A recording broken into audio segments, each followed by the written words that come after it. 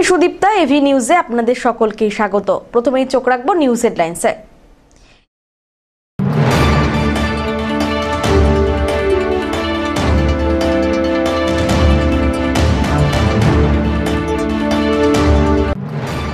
মদ বিক্রি বন্ধের দাবিতে টায়ার জ্বালিয়ে পথ অবরোধ করে বিক্ষোভ মহিলাদের, চাঞ্চল্য এলাকা জুড়ে।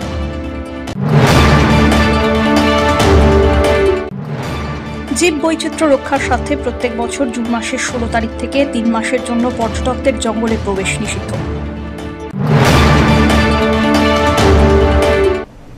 এবার আসছে বিস্তারিত সংবাদে। মদ বিক্রি বন্ধের দাবিতে টায়ার চালিয়ে পথ অবরোধ করে বিক্ষোভ মহিলাদের। ধূপগুড়ি মহকুমার দুরামারি খট্টিমারি গ্রাম পঞ্চায়েতের গ্রামীণ সড়ক অবরোধ করে চলে বিক্ষোভ। গ্রামবাসীদের অভিযোগ, দুরামারি ঢেংকালি এলাকার একটি বেসরকারি রেস্টুরেন্টে অবৈধভাবে মদ বিক্রি হচ্ছে। প্রত্যন্ত গ্রামের মধ্যে জনবসতিপূর্ণ এলাকায় মদের ব্যবসার ফলে এলাকার পরিবেশ খারাপ হচ্ছে বলে অভিযোগ। একাধিকবার পুলিশ প্রশাসনকে জানানো হলেও সমস্যার সমাধান হয়নি বলে অভিযোগ করেছেন গ্রামবাসীরা। এদিন গ্রামের মহিলারা একত্রিত হয়ে গ্রামীণ সড়ক অবরোধ করেন। দীর্ঘক্ষণ ধরে চলে অবরোধ, পাশাপাশি টায়ার জ্বালিয়ে মদ বিক্রি বন্ধের দাবি তোলা হয়। অবরোধের জেরে রাস্তার দুপাশে টোটো সহ গাড়ির লাইন লেগে যায়। ঘটনার খবর পেয়ে ঘটনাস্থলে আসে বানারহাট থানার পুলিশ। পুলিশের সামনে এলাকার মহিলারা ক্ষোভ প্রকাশ করেন। দ্রুত মদ বিক্রি বন্ধের দাবি জানানো হয়। দ্রুত মদ বিক্রি বন্ধ না হলে এরপর বৃহত্তর আন্দোলনে নামা হবে বলে জানান গ্রামবাসীরা। পরবর্তীতে পুলিশের হস্তক্ষেপে অবরোধ তুলে নেন তারা। এটাই আমাদের প্রশাসনের কাছে অনুরোধ, যাতে বন্ধ হয়। বিনীত অনুরোধ বারবার করতেছি, আমাদের আর কোনো দাবি নেই, বন্ধ করতে হবে, এটাই শেষ কথা। পথ অবরোধ করছেন, এখনো পর্যন্ত ঘটনাস্থলে কি পুলিশ প্রশাসন আসে? না, এখনো আসে নাই, আমরা বসেই আছি।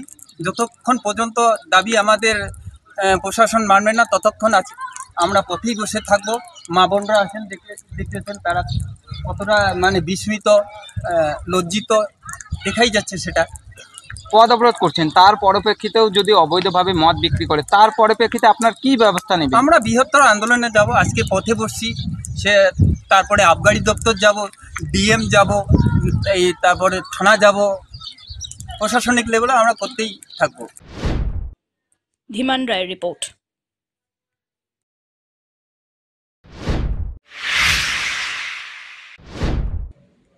এক নাবালিকাকে অপহরণ করে তাকে বলপূর্বক আটকে রেখে যৌন নির্যাতনের অভিযোগে অভিযুক্ত আসামির 20 বছরের সশ্রম কারাদণ্ডের সাজা শোনাল জলপাইগুড়ির বিশেষ পক্সো আদালত।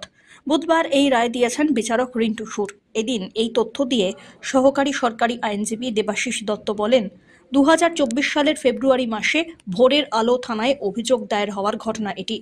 অভিযোগ দায়ের করেছিলেন নাবালিকার বাবা। সরস্বতী পুজোর দিন স্কুলে যাওয়ার পর রহস্যজনকভাবে নিখোঁজ হয়ে যান নাবালিকা।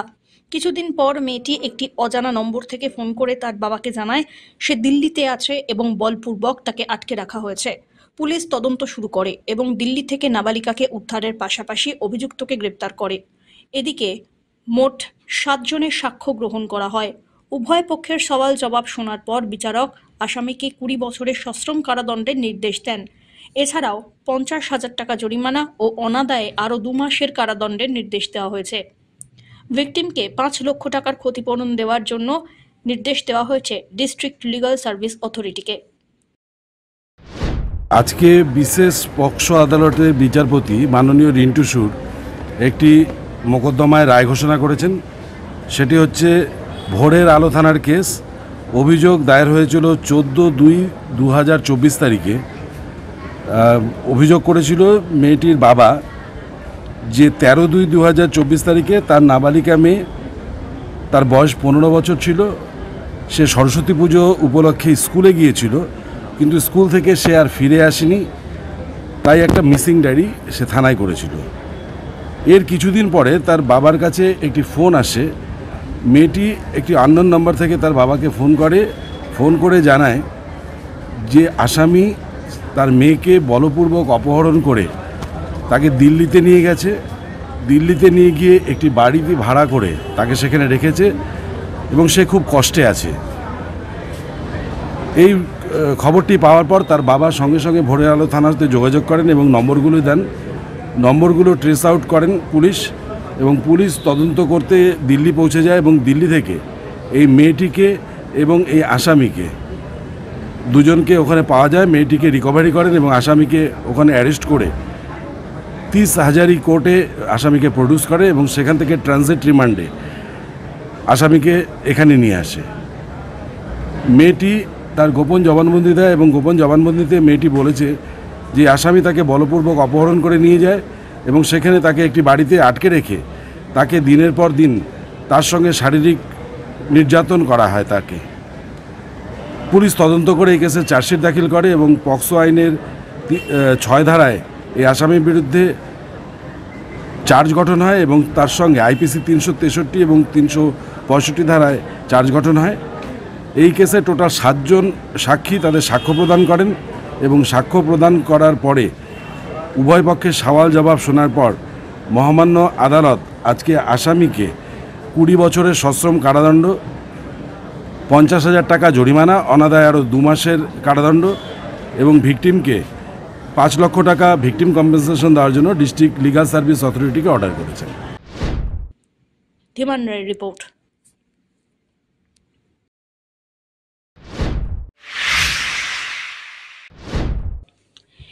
21 জুলাই কর্মসূচিকে সামনে রেখে সদর ব্লক 1 নম্বর আইএনটিটিইউসির পক্ষ থেকে মঙ্গলবার বিকেলে এক মিছিল এবং সভা অনুষ্ঠিত হল জলপাইগুড়ি সদর ব্লকের বেরুবাড়ি মোড়ে।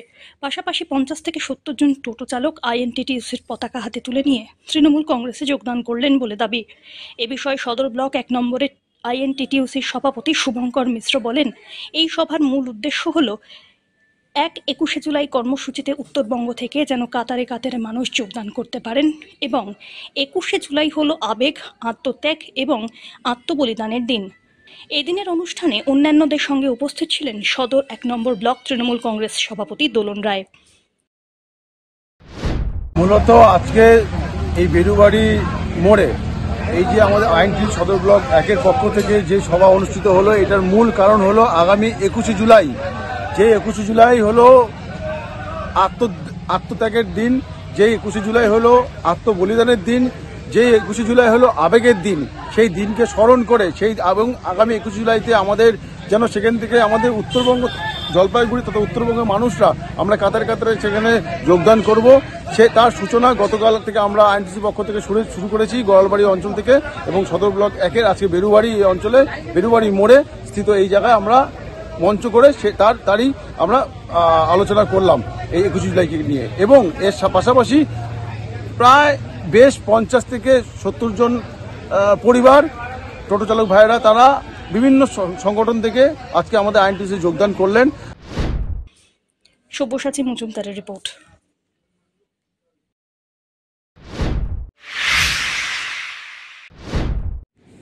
জীববৈচিত্র্য রক্ষার স্বার্থে প্রত্যেক বছর জুন মাসের 16 তারিখ থেকে 3 মাসের জন্য জঙ্গল এলাকাগুলিতে পর্যটকদের প্রবেশ নিষিদ্ধ করা হয়। এই নিয়ম বনজ প্রাণীদের প্রজননের সময় তাদের নিরাপত্তা এবং স্বাভাবিক জীবনচক্র বজায় রাখতে অত্যন্ত জরুরি।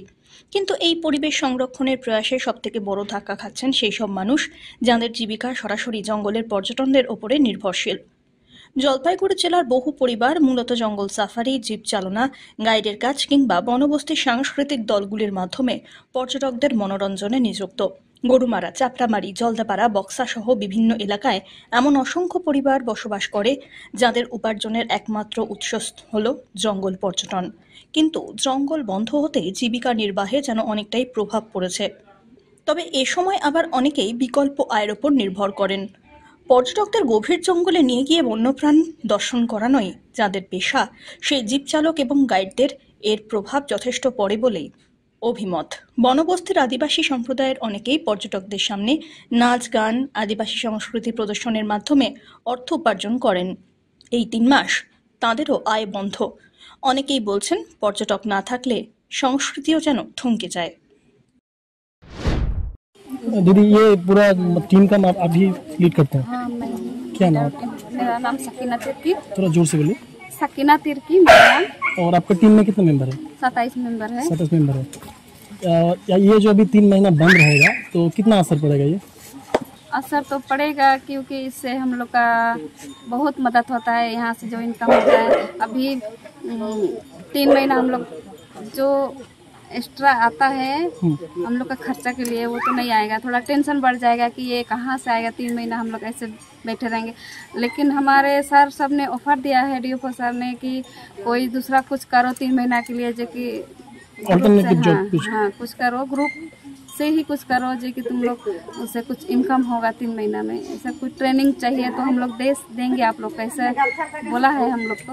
नहीं, देखा जा रहा है आपके टीम में छोटे बच्चे से लेके बुजुर्ग सब कोई है, तो फैमिली चलाने के लिए तो ये 3 महीना तो काफ़ी भारी पड़ सकता है। हाँ हाँ। तो अभी फिलहाल दूसरा कौन सा काम मिलेगा आप लोगों को? काम अब देखते हैं। हम लोग को तो डीएफओ सर ने बोला था कि अगरबत्ती बनाने का वो बनाओ, अगरबत्ती आप बनाओ। लोग चाय बागान में काम करते हो? नहीं, हम लोग चाय बागान वाले नहीं हैं, हम लोग तो फॉरेस्ट विलेजर है। तो चाय बागान में तो किसी का परमानेंट काम नहीं है ना, तो इस रोजगार के लिए जाते हैं। तो जिस दिन काम किए उसी दिन का हाजिरा मिलता है, बाकी बाद हम लोग से कोई रिलेशन नहीं होता है बागान से। 3 মাসে আমাদের টোটালি গাড়িও বসে থাকে, আমরাও বসে থাকি। যাদের প্রচুর সম্পত্তি জমি জমা আছে তাদের ব্যাপার আলাদা, কিন্তু এদের মধ্যে আমাদের 99% ড্রাইভার এবং গাইডের ধরুন এই কাজ ছাড়া আর কিছুই নেই। বিকল্প যে কাজের ব্যবস্থা সেটা ফরেস্ট ডিপার্টমেন্টেও কোনো কিছু আমাদের ব্যবস্থা করেনি, কিংবা সরকারের ক্ষেত্রেও নয়। আমাদের টোটালি বসে থাকতে লাগে। হ্যাঁ, এবার আপনার এই 15-16 বছর ধরে এইভাবেই চলছে।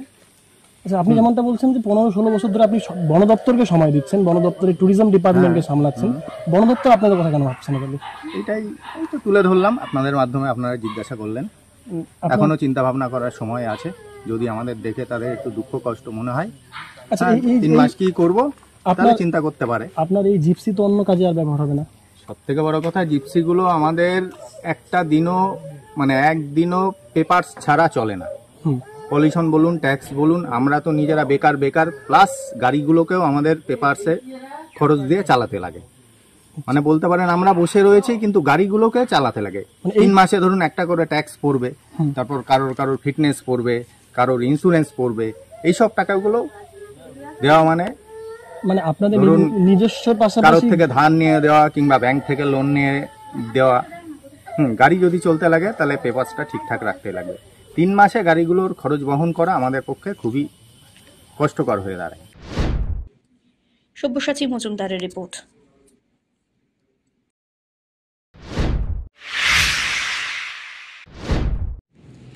ডেঙ্গু প্রতিরোধে মশারি বিতরণ ব্লক স্বাস্থ্য দপ্তরে। রাজগঞ্জ ব্লক স্বাস্থ্য দপ্তরের অধীনস্থ যে সমস্ত গ্রাম পঞ্চায়েতগুলিতে বিগত 4 বছরে ডেঙ্গুর প্রকোপ সবথেকে বেশি, সেই সব গ্রাম পঞ্চায়েতে মেডিসিনযুক্ত মশারি প্রদান করা হবে। সেই মশারি বিতরণ শুরু হলো মমতাজের গ্রাম পঞ্চায়েত থেকে। বুধবার এক অনুষ্ঠানের মধ্যে দিয়ে রাজগঞ্জের মান্তাদারি গ্রাম পঞ্চায়েতের কার্যালয়ে থাকা HQ সুস্বাস্থ্য কেন্দ্র থেকে মশারি বিতরণ করা হয়। এদিন উপস্থিত ছিলেন রাজগঞ্জের বিধায়ক খগেশ্বর রায়, রাজগঞ্জ পঞ্চায়েত সমিতির সভাপতি রূপালী দে সরকার, গ্রাম পঞ্চায়েতের প্রধান অর্চনা রায়। সমস্ত অতিথিদের হাত দিয়ে প্রায় 150 জনকে ডেঙ্গু প্রতিরোধের মশারি বিতরণ করা হয়। এ বিষয়ে রোগী কল্যাণ সমিতি ব্লকের চেয়ারম্যান তথা রাজগঞ্জ পঞ্চায়েত সমিতির সভাপতি রূপালী দে সরকার জানিয়েছেন, বিগত 4 বছরে ডেঙ্গুর প্রকোপ বেড়েছে, তাই এই বিশেষ উদ্যোগ। পাশাপাশি রাজগঞ্জ পঞ্চায়েত সমিতির সভাপতি রূপালী দে সরকার জানিয়েছেন, মোট 7টি অঞ্চলে মশারি বিতরণ করা হলো। আজকে আমাদের রাজগঞ্জ বিধানসভার অন্তর্গত আমাদের 7টা অঞ্চলে মানে এই সপ্তাহে ধরেই আমাদের রাজগঞ্জ গ্রামীণ হাসপাতাল থেকে যেসব জায়গায় আমাদের 3-4 বছর থেকে ডেঙ্গু ম্যালেরিয়া কেসেস ছিল, সেখানে আমরা কিছু মেডিকেটেড মশারি দিচ্ছি যাতে তারা ডেঙ্গু থেকে রক্ষা পায়, অর্থাৎ মশারিটা ইউজ করে। আজকে আমাদের সেই শুভ সূচনা হলো মান্তাদারি জিপি থেকে, আগামীকাল আমাদের শিকারপুর অঞ্চলে আছে।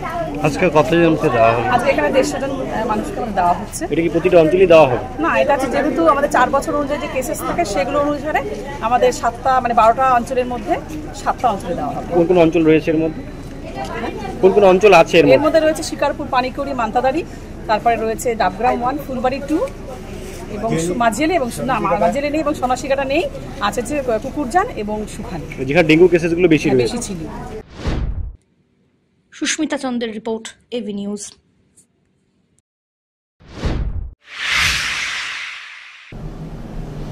নিয়ে নিচ্ছে ছোট্ট একটি বিরতি, ফিরে আসছি বিরতির পর, সঙ্গে থাকুন।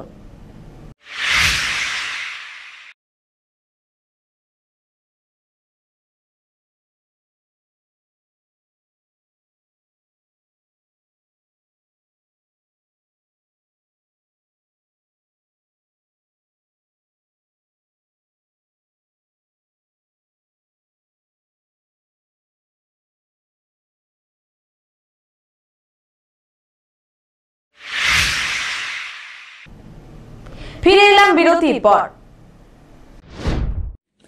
আদালতে এসে সাইকেল চুরি, 1 মাস পর সেই চুরির সাইকেলে চেপে জলপাইগুড়ি আদালতে এসে ধরা পড়ে গেল কুখ্যাত সাইকেল চোর। মাসখানেক আগেই জলপাইগুড়ি জেলা আদালত চত্বর থেকে চুরি যায় ল ক্লার্ক অ্যাসোসিয়েশনের কর্মী সাগর ব্রহ্মর সাইকেল। এদিন দুপুরবেলায় তিনি দেখতে পান সাইকেলে চেপে এক যুবক আদালতে আসছে। চেপে ধরতেই দোষ স্বীকার। খবর পেয়ে শহর সংলগ্ন কিং সাহেবের ঘাট এলাকায় বাসিন্দা কুখ্যাত সাইকেল চোর সমীর মণ্ডলকে গ্রেপ্তার করে কোতোয়ালি থানার পুলিশ। এখানে 1 মাস আগে সাইকেল চুরি হয়েছিল। আজকে হঠাৎ এই কোর্টের মধ্যে সাইকেল নিয়ে আসছিল, এটাই আটকাইলাম আমরা। কার সাইকেল? আমার সাইকেল। আমি এখানে ল ক্লার্ক অ্যাসোসিয়েশনে কাজ করি। তো বলছি যে হ্যাঁ, হঠাৎ আর কি কোর্টের মধ্যে এসেছিল, কোর্টের এখানে আটকানো হলো। তারপরে এখন পুলিশের হাতে? হ্যাঁ, এখন ওই পুলিশ আসছে, প্রশাসন আসছে। এই যে আমাদের সহকর্মী ভাইয়ের সাইকেল হারিয়ে গেছিল প্রায় কতদিন আগে? 1 মাস আগে হারিয়ে গেছিল। তারপরে আজকে উদ্ধার হলো। মানে একজন নিয়ে আসছিল, কারো মক্কেল হবে, সে ওই সাইকেল চড়ে আসে। তারপর আমরা সেই সাইকেল ও দেখে চিনতে পারে, তারপরে সেটা মানে আমরা রিকভারি করলাম। তারপর পুলিশকে জানানো হলো, পুলিশ এসকর্ট করে নিয়ে চলে, ওনাকে অ্যারেস্ট করেছিল। অ্যারেস্ট হলো। বলছি যে কোর্ট চত্বরে এরকম একটা ঘটনা, চুরি ঘটনা, খুবই আমরা মানে অবাক হয়ে গেছি এই ব্যাপারটা দিয়ে। না, আমাদের সাথেও এরকম হচ্ছে, তাহলে বাইরের লোকের কি আস্থা থাকবে? পিনাকি শিলের রিপোর্ট।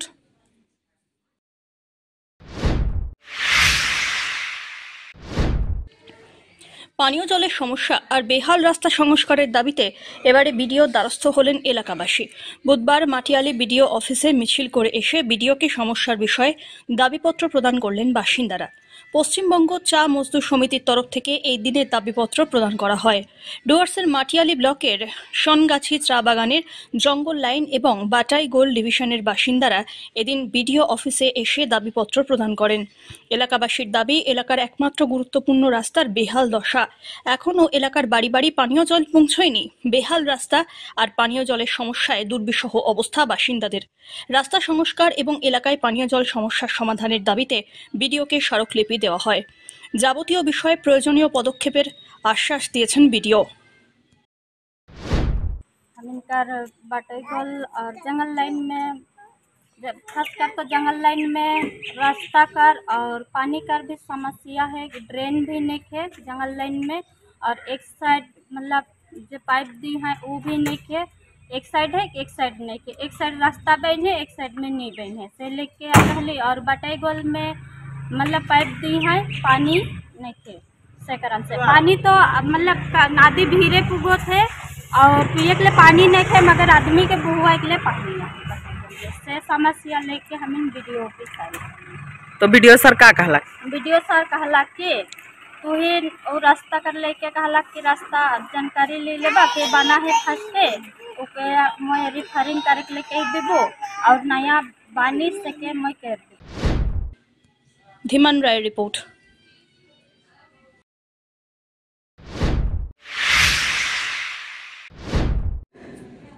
ট্রাফিক ডিউটিতে কর্মরত পুলিশ এবং সিভিক ভলেন্টিয়ারদের হাতে ছাতা আর রেইনকোট তুলে দিল কোচবিহার জেলা পুলিশ। মঙ্গলবার এক বিশেষ কর্মসূচির মাধ্যমে মাথাভাঙা ও মেখলিগঞ্জ মহকুমার অন্তর্গত 6টি থানার ট্রাফিক অফিসার এবং সিভিক ভলেন্টিয়ারদের হাতে এইসব সামগ্রী তুলে দেওয়া হয়। পুলিশ সূত্রে জানা গিয়েছে, প্রচণ্ড গরমে কিংবা প্রবল বৃষ্টিতে রাস্তায় দাঁড়িয়ে ট্রাফিক নিয়ন্ত্রণ করতে হয় এসব কর্মীদের। রোদ কিংবা বৃষ্টি কোনো প্রতিকূলতাই তাদের দায়িত্ব পালনে বাধা নয়। এই কঠিন পরিস্থিতিতে তাদের সুরক্ষা স্বাচ্ছন্দ্যের কথা মাথায় রেখেই এই উদ্যোগ নিয়েছে জেলা পুলিশ প্রশাসন। জেলার পুলিশ আধিকারিকরা জানিয়েছেন, ট্রাফিক পুলিশ এবং সিভিক ভলেন্টিয়াররা দিনের পর দিন যে নিষ্ঠা এবং দায়িত্ববোধ নিয়ে কাজ করেন তা প্রশংসার দাবি রাখে। নিজেদের কাজের স্বীকৃতি এবং কিছুটা স্বস্তি দিতেই এই সরঞ্জাম বিতরণ হলো। আজকে কুচবিহার জেলা পুলিশের তরফ থেকে আমাদের 30খানা টোটাল ট্রাফিক কিট আমরা ট্রাফিক ডিপার্টমেন্টের বিভিন্ন অফিসার এবং যারা ট্রাফিক ডিপার্টমেন্টের সিভিক ভলেন্টিয়ার যারা কাজ করছেন তাদেরকে আমরা ডিস্ট্রিবিউট করেছি। এবং এটা আজকে আমাদের ট্রাফিক ডিপার্টমেন্ট অলওয়েজ রোদ ঝড় বৃষ্টি খুব অসুবিধার মধ্যে অনেক শারীরিক পরিশ্রম করে, তো তাদের সেই যে কথা মাথায় রেখে আমরা একটু কুচবিহার জেলা পুলিশের প্রয়াস যাতে তারা খুব ভালোভাবে তাদের নিজের কর্তব্যটাকে পালন করে। এটা আমরা পুরো 30 খানা কিট ডিস্ট্রিবিউট করেছি, যেখানে পুরো মাথাভাঙা জোন 6খানা থানা আছে, প্রত্যেকে অফিসার এবং ফোর্স আমাদের এখানে প্রেজেন্ট আছে। এই 6টা থানা আমরা ডিস্ট্রিবিউট করি।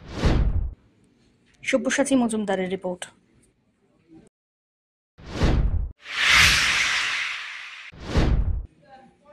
জলপাইগুড়ি জেলা ক্রীড়া সংস্থা পরিচালিত ফার্স্ট ডিভিশন ফুটবল লিগ 2025-এর খেলা শুরু হয়েছে JYMA ক্লাবের মাঠে। খেলাকে ঘিরে প্রত্যেকদিন প্রচুর খেলাপ্রেমী মানুষের ভিড় লক্ষ্য করা যায় স্টেডিয়াম জুড়ে। বুধবার এই খেলায় অংশগ্রহণ করে ভগৎ সিং কলোনি এবং NBRC। এই ম্যাচে জয়ী হয় ভগৎ সিং কলোনি। ভগৎ সিং কলোনির হয়ে 4টি গোল করেন রাজীব মুন্ডা 3টি এবং প্রবীর রায় 1টি। অপরদিকে NBRCর হয়ে 2টি গোল করেন প্রয়াস থাপা এবং Rohit Hembrom. Man of the match হিসাবে মনোনীত হন ভগৎ সিং কলোনির রাজীব মুন্ডা। পিনাকি শিরের রিপোর্ট।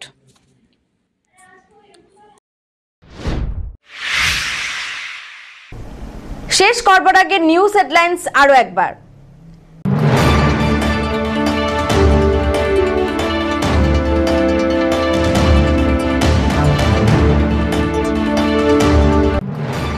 মদ বিক্রি বন্ধের দাবিতে টায়ার জ্বালিয়ে পথ অবরোধ করে বিক্ষোভ মহিলাদের, চাঞ্চল্য এলাকা জুড়ে।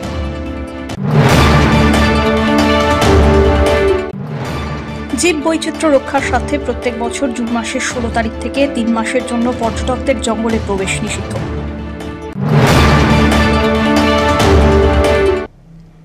এখনকার মতন এভি নিউজ এ পর্যন্তই। পরবর্তীতে আসছি আরো সংবাদ নিয়ে। দেখতে থাকুন আমার ভিশন। নমস্কার।